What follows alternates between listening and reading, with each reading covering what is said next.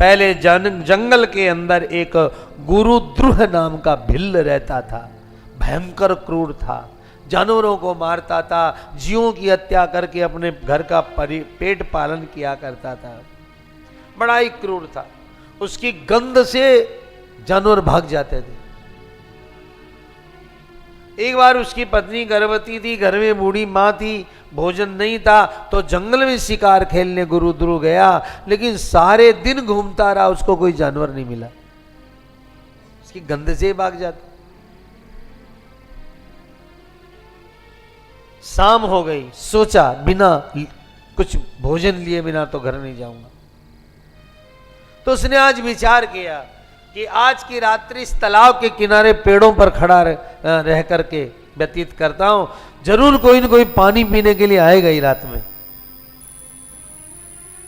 उसने अपनी डोलिया में पानी भरा और पानी भर करके पेड़ के ऊपर चढ़ गया और चढ़ करके प्रतीक्षा करने लगा। रात के 10 बजते बजते हिरणी आ गई।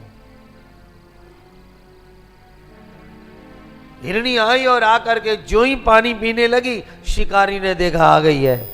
बस उसने जिस पेड़ पर वो चढ़ा था वो बिल्व का पेड़ था, बिल्व का बेल का पेड़ था। उसने पत्ते हटाए, उसकी डोलची से पानी गिरा। आज शिवरात्रि की रात थी, नीचे भगवान शंकर की पिंडी थी। अनजान में प्रथम पहर की पूजा हो गई उसकी, अनजान में।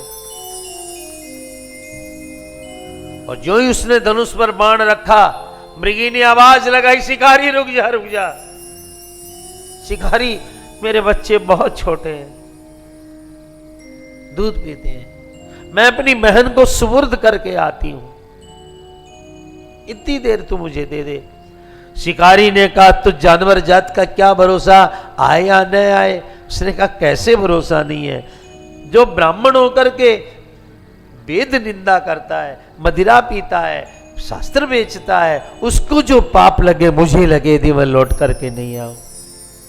अशुद्ध भोजन करने वाले ब्राह्मण को, संध्याहीन ब्राह्मण को जो पाप लगता है, बुजुर्गों का सम्मान न करने वाले, संतोष न रखने वाले ब्राह्मण के कैसे कैसे गुण बताए यदि मैं लौट करके नहीं आऊं।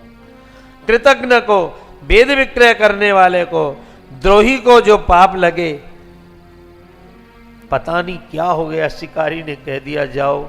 वो सोच रहा मैं तो क्रूर हूं, मेरा स्वभाव कैसे बदल गया। और दूसरी रात होते होते 12 बजते बजते उसकी एक बहन आ गई, मृगी, और जो ही पानी पीने लगी उसने फिर थोड़ी टेढ़ी थी, फिर उसने पत्ते तोड़े, फिर डोलची का पानी गिरा और फिर 12 बजे वाली पूजा भी हो गई, अनजान में। मृगी दृष्ट्वा जलम पीत्वा गत्वा स्थासन्मन्द्रातावश्च प्रथमा तस्तस्य निद्रां विनागता।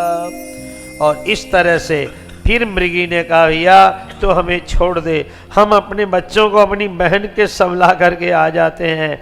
उसने कहा, भैया कैसे छोड़ दूं, मेरे बच्चे भूखे हैं। कहा, देखो तुम्हें मैं बता देती हूँ, दीपक से दीपक जलाने वाले को जो पाप लगता है, देखो दीवा से दीवा कभी सटा के नहीं जलाए, कांटे से जला लो, कागज से जला लो, दीवा से दीवा नहीं जलाना चाहिए, ये हमारे धर्म में पाप बताया गया। पैर से पैर नहीं धोना चाहिए रगड़ के। ज़्यादा बीमार जिनको होने का शौक हो ना, तो रोज पैर से पैर रगड़ के नहाया करो, खूब बीमार रहोगे। हाँ, पगला से पग धोया कौन जावे, दीवा से दीवा को नहीं जलाए जावे। भगवान की पूजा के बर्तन को पैर लगाने वाले को जो पाप लगे, भगवान शिव की विष्णु की निंदा करने वाले को जो पाप लगे, जो किसी के मुंह पर तो बड़ाई करता और पीछे से जो बुराई करता, उसको जिस नरक में जाना पड़े। हाँ, कई बार क्या होता है, हमारे बच्चे घर के द्रोही कैसे हो जाते पता है? कोई आया, अरे आइए आइए आइए, बहुत दिनों बाद में आए, 4 लोग आए, चाय बनाया, नाश्ता बनाया, बढ़िया से खिलाया पिलाया, और जाने के बाद सिर पर हाथ रख के बैठे, हे भगवान कहाँ से मरने आ गए ये लोग।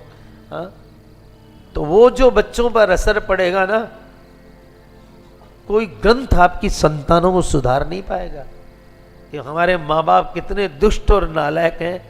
मुंह पे तो बड़ा ही कर रहे हैं और पीछे से। ऐसा कभी मत करना कोई भी गृहस्थी किसी के घर में। जो मुंह पर है वही बोलने का। उनके जाने के बाद में उनकी निंदा कर रहे हो, बुराइयां कर रहे हो, ये पाप है।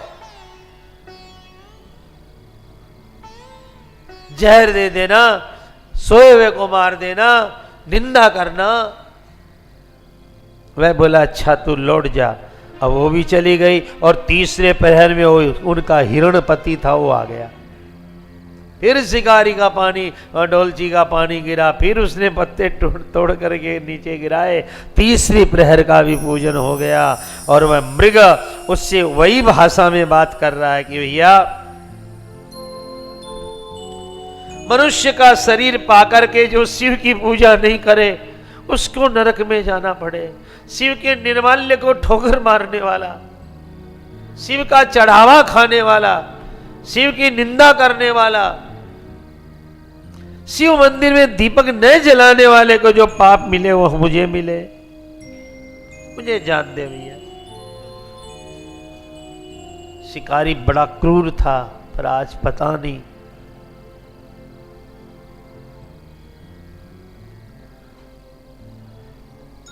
छोड़ दिया। वह हिरण घर गया। इधर पत्नी ने कहा मैं एक शिकारी को वचन दे करके आ गई हूं, मुझे जाना पड़ेगा। उसकी बहन ने कहा वचन तो मैं भी दे आई हूं। पति आया बोला वचन तो मैं भी दे आया। स्त्री ने कहा एक काम करो, मैं चली जाती हूं, सबके बदले में मुझे मार करके शिकारी खा लेगा। हिरण ने कहा तू कैसे चली जाएगी? अरे पत्नी चलेगी तो घर ही बर्बाद हो जाएगा, मैं अकेला बच्चों को कैसे पालूंगा? अच्छा तुम पाल ले, बहन के साथ मिलकर मैं चला जाता हूं। कहा आप चले जाएंगे तो घर का क्या होगा? तीनों ने कहा चलो तीनों चलते तो बच्चों का क्या होगा?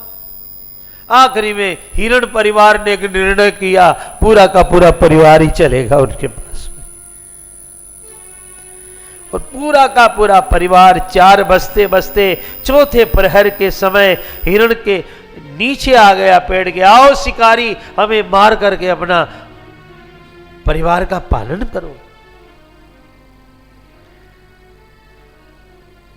शिकारी ने देखा हिरण जात इतनी सच्चाई, वो नीचे उतरने लगा। उतरने में जितना पानी था सारा ही उसने डोलची का गिरा दिया और उतरते समय खूब सारे बेलपत्र नीचे गिरे। चौथे प्रहर की पूजा हो गई। वह नीचे उतरा और उसी समय में पिंडी से डमरू बजाते हुए महादेव। ये देखो घटना कैसे हो जाती है। बेटे का नाम नारायण था, अजामिल ने लिया बेड़ा पार और अनजान में भगवान शंकर प्रकट हो गए। आज शिवरात्रि है, कोई 1 प्रहर 2 प्रहर 3 4 प्रहर पूजन कर ले तो ब्रह्मांड में वो जीव नहीं शिव हो जाता है। याद रखिएगा, शिवरात्रि का दिन सोने का नहीं होता है, शिवरात्रि का दिन भजन करने का होता है।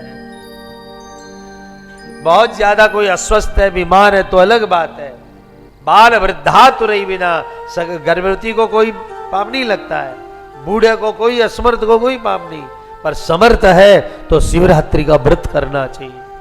शिवरात्रि के दिन अन्न खाने वाला अपवित्र होता है। एकादशी को अन्न नहीं खाना, शिवरात्रि को अन्न नहीं खाना। रामनवमी जन्माष्टमी के व्रत करने चाहिए। ये सब व्रत करने से बहुत महानता आती है। शिवरात्रि का सुंदर व्रत होता है। जो ही शंकर भगवान आए और हिरण से बोले हे सत्य पर चलने वाले जा, मैं तुझे मेरा शिवलोक देता हूं पूरे परिवार के साथ। और शिकारी से कहा तू भी अपने पूरे के समाज के साथ शिवलोक जाना। क्यों? ये शिवरात्रि है, शिवरात्रि का पूजन करने वाला मुझे सबसे प्रिय होता है। ऐसे हर रात्रि ही शिवरात्रि है वैष्णवों के लिए, भजनानंदियों के लिए।